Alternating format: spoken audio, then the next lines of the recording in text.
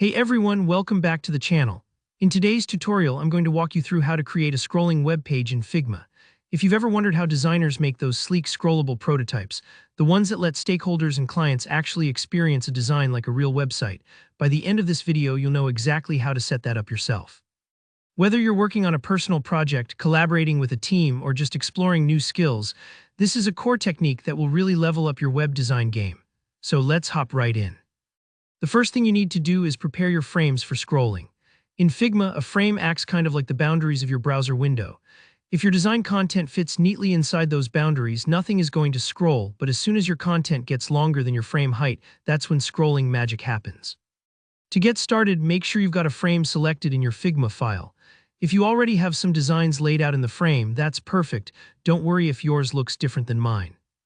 Now, what you want to do is extend the height of your frame so it's taller than the usual viewport.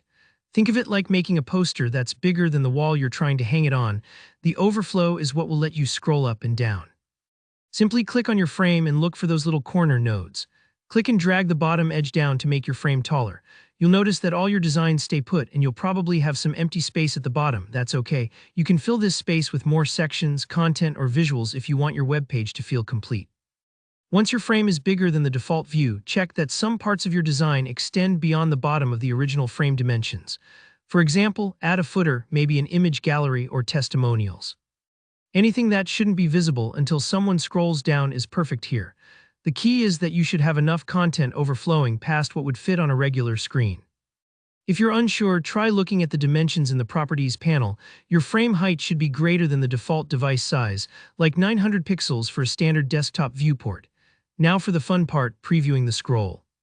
Click the Present button at the top right. It looks like a play icon. This opens up the prototype view where you can see your design in action. Don't be alarmed if you only see the top section at first.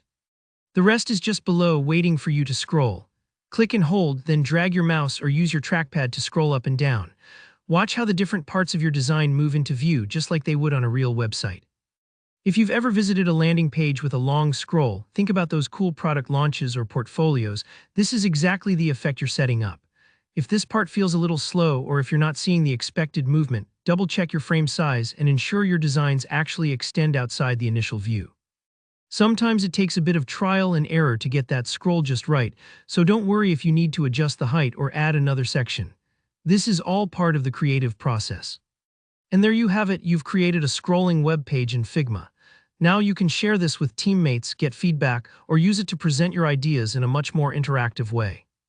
If you found this guide helpful, be sure to hit that like button.